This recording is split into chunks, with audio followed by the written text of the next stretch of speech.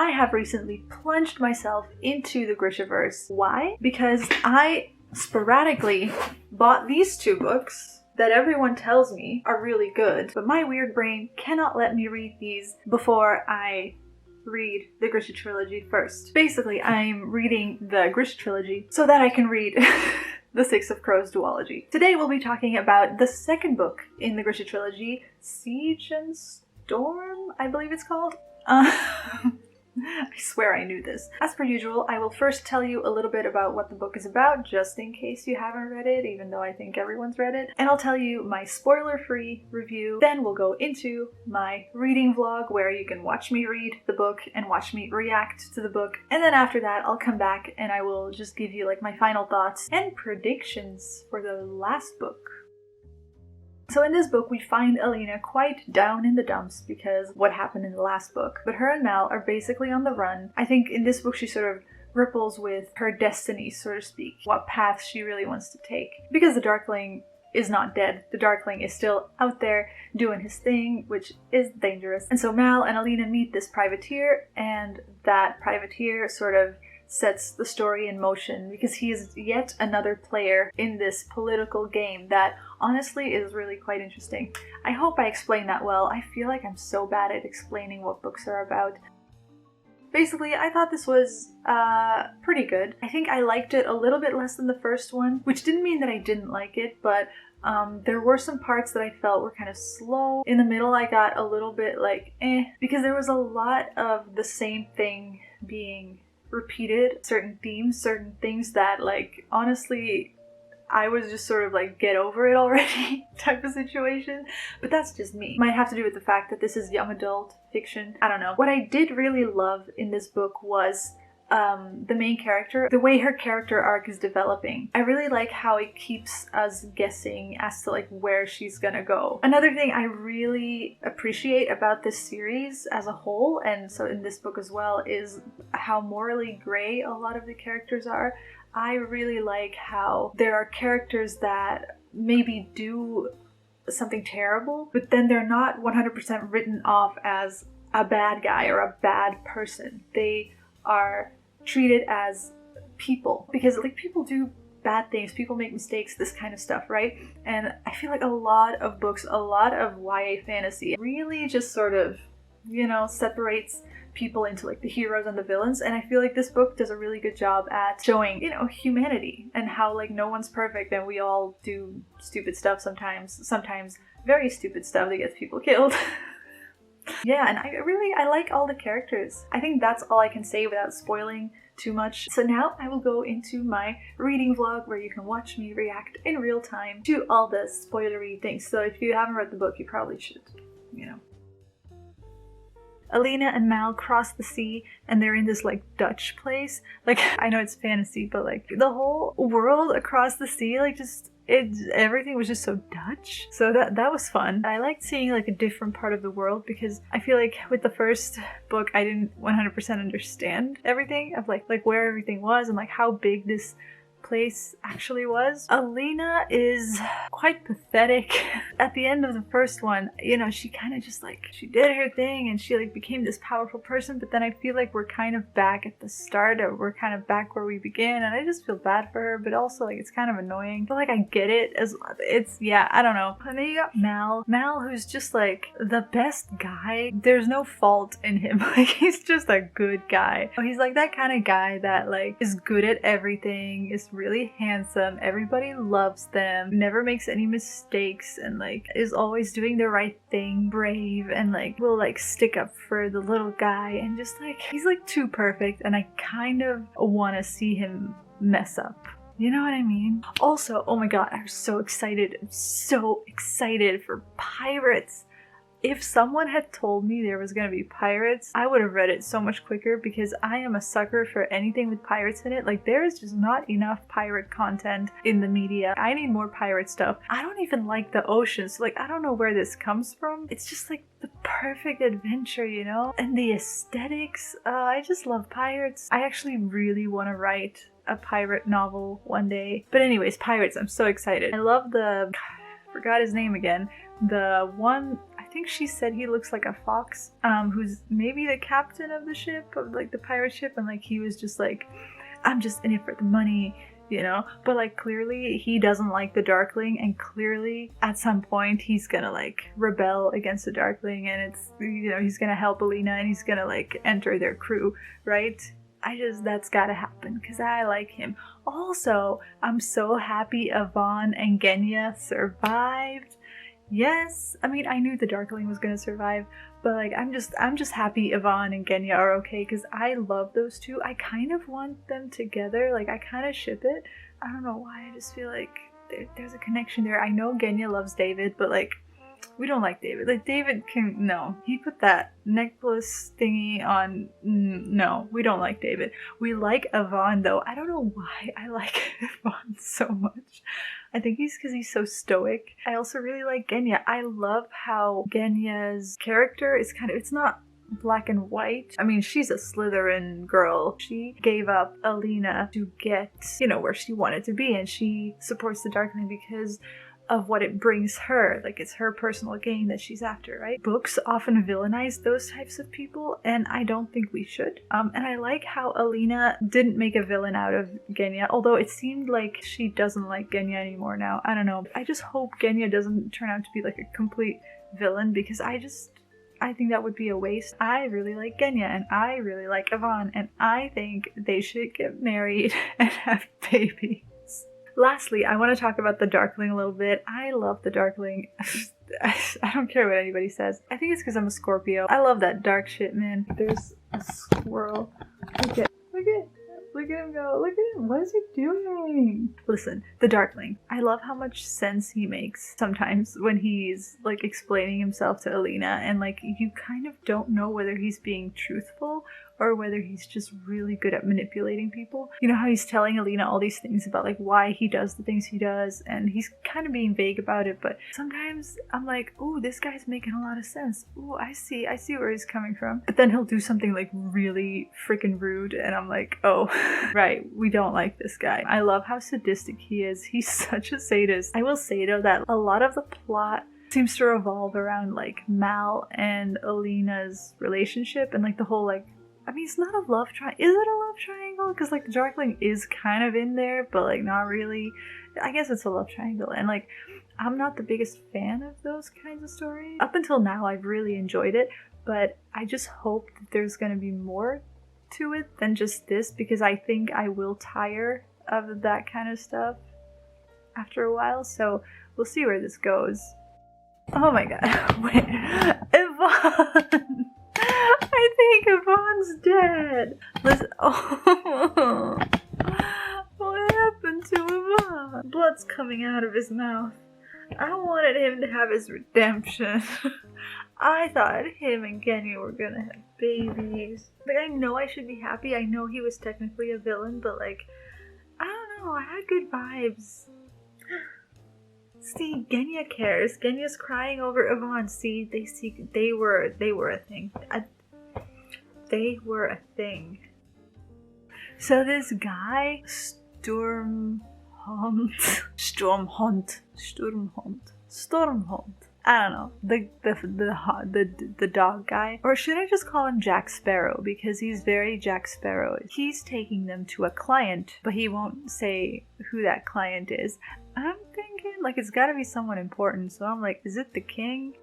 Hi, it's the next day. I kind of dyed my hair. It's kind of pink-ish. I really like Stormhunt.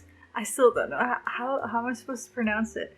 Like, it kind of sounds like it might be German. The guy, the Jack Sparrow kind of guy, I really like him. He's real funny. I love his attitude. He's just like so chill and just so fun. Like, I would just love to live on his ship. But our girlie sometimes sees something in his face. Like, there's something wrong with his face or something. Like, his chin is too pointy. And it makes me feel like he's not really who he says he is. It makes me think he's like secretly a shapeshifter or something. And also, I don't know, since in this book we've talked like a little bit about where Alina comes from, like where she came from before she went to the orphanage, and I'm here thinking like, what if Stormhunt is like family of hers? I don't know. I wonder who he is, man. Also, yo, that part where they were flying, they went into this like crazy looking boat, and then the boat started flying. That was like one of those moments, those like amazing fantasy moments. I just loved the idea of that, and that was one of those moments where I was like, man, I wish I was there. And now they're hunting Volcas. They're like literally in the fold. Wow, I love this guy. I love how he just doesn't care. Like Alina's telling him like, yo, like we can't, like no, like that's a terrible idea. And this guy's just like, oh come on. Just for a moment, indulge me. Like, indulge me in letting monsters come at us. Just indulge me for a second, will you? Like, I love him so much. I really do. Oh my god, this is exciting. I don't know if it was in the last book or in this one. I think it was in the last book. They were talking about how the king had 2 sons. And I was like, these guys are gonna be, like, in the story, right? Like, I don't know, I just felt like I wanted to know more about these 2 princes. That's who he is. The fox-looking guy. He's really a blonde. And he is Nikolai Lantsov. Nikolaj Lantsov, mayor of the 22nd Regiment, soldier of the King's Army, Grand Duke of Udova, and second son to His Most Royal Majesty King Alexander III, ruler of the Double Eagle Throne.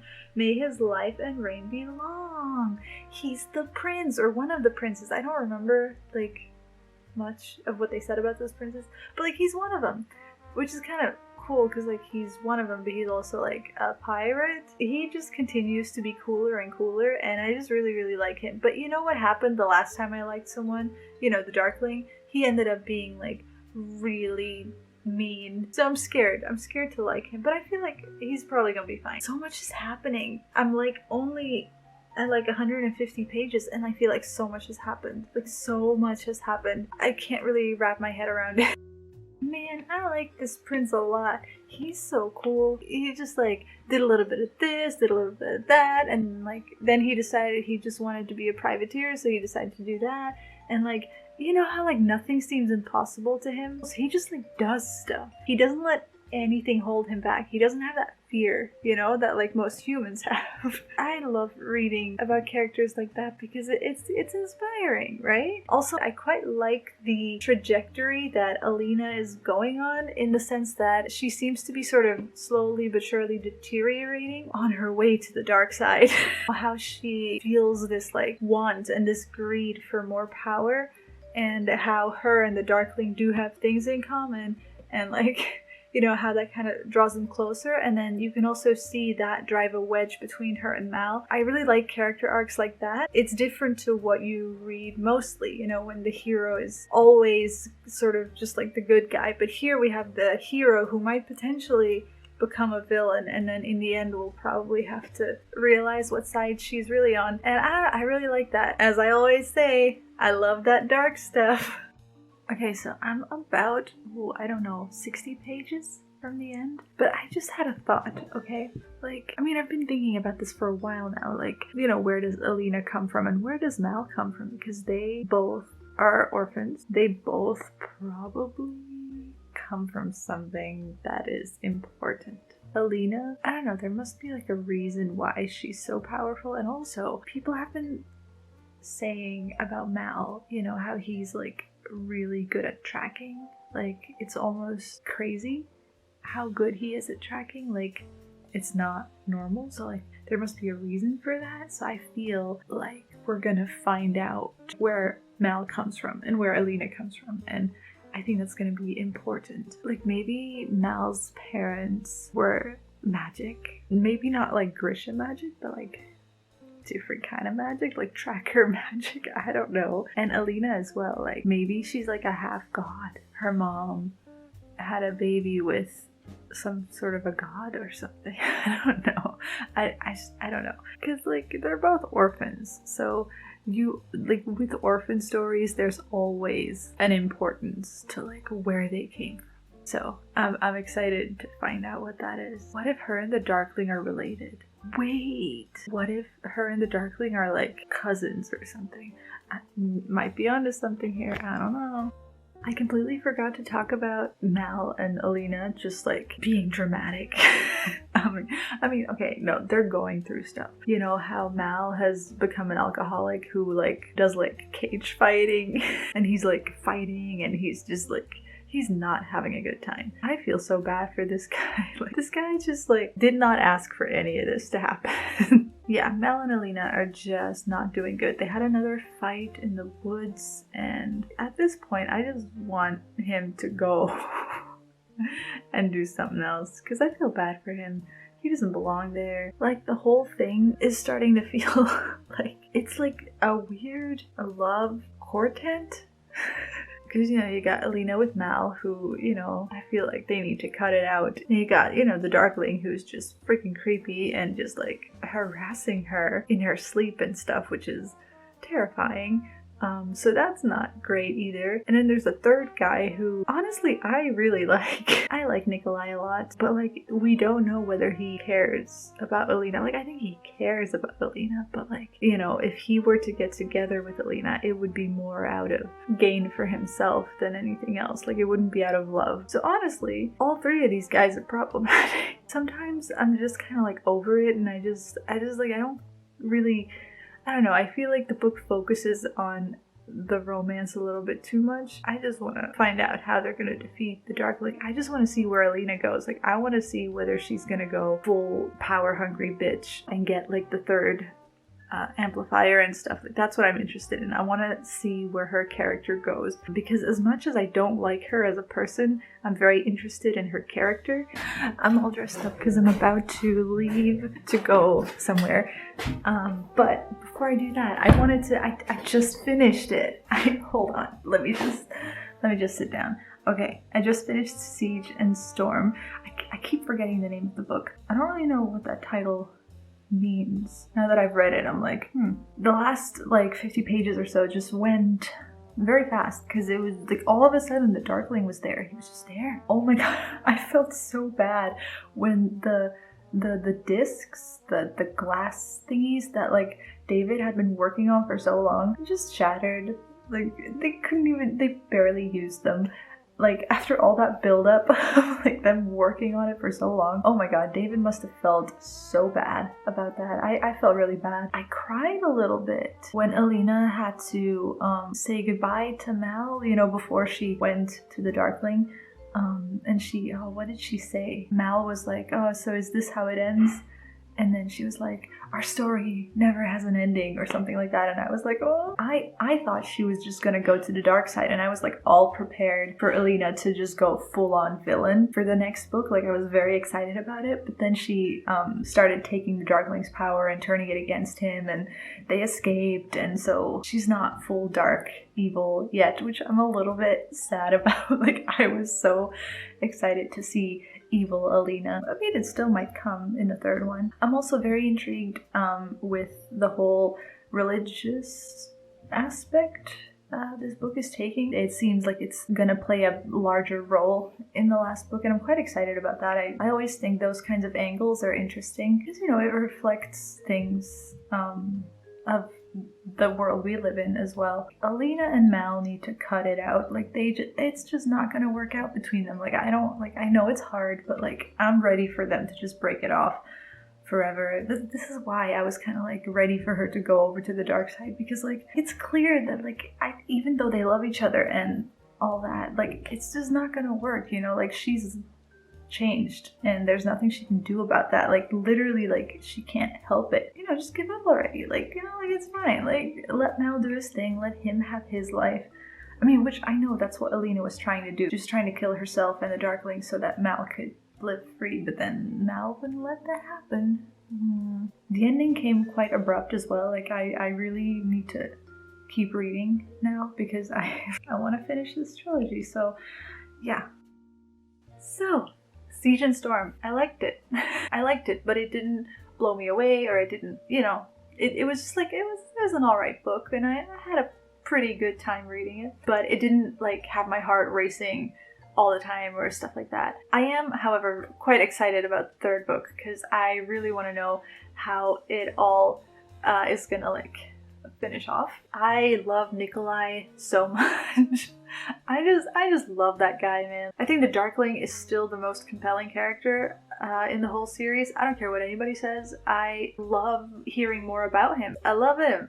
I don't love him. Like, he's just, as a character, I love him. Even now, at the end of book 2, he feels mysterious to me, and like there's still some like things to be riddled out from him. Like there's some things that I still like, don't 100% understand, that I want to sort of pick at more. I want to know how he became the way he is, and I want to know like how he really feels about Alina, and I want to know why per se he wants what he wants. Now as for Alina, I just really love her dark side, and I just, because like it makes sense because of all of these like ties between her and the Darkling, and like her being drawn to the third amplifier. I want her to get the third amplifier and just go full evil. What if like Mal and Nikolai and like all of those people have to end up fighting Alina and the Darkling, because the Darkling and Alina will like be like evil king and queen, and like all the other characters have to end up fighting them, and it's going to be really hard for people to do, especially Mal. It's going to break his heart, but he's going to have to like kill Alina or something. With Alina and Mal, honestly, I just kind of want them to break it off already. I mean, they're kind of broken up, but like, you know, like they keep dragging this on about like them like loving each other and stuff. They just need to stop. I don't think it's gonna work, especially with the way like Alina's going. It's only gonna get harder for Mal, and I just feel bad for him. Like, he didn't deserve any of this. And lastly, I don't know, I think I probably mentioned this already, but I really like Genya as a character.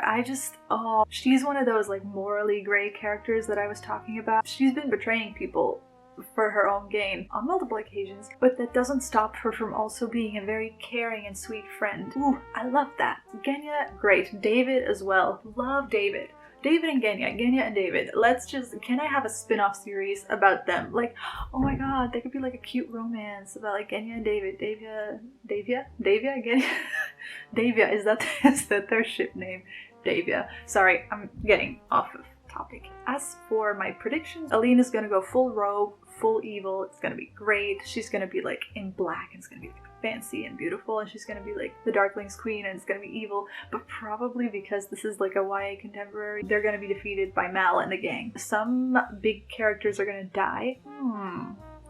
Who's gonna die? I think the Darkling's probably gonna die. Mal or Nikolai is gonna die. Probably Nikolai, because I think they will probably have Mal and Alina be like end goals. Whatever, if that's what you want to do. Oh, but I don't want Nikolai to die. I really don't want him to die. I also think either David or Genya is gonna die, which is gonna be very sad because I want them to be happy together forever. I think David is gonna sacrifice himself for Genya. I think the Apparat is gonna die a very painful death. Why are all my predictions so like dark?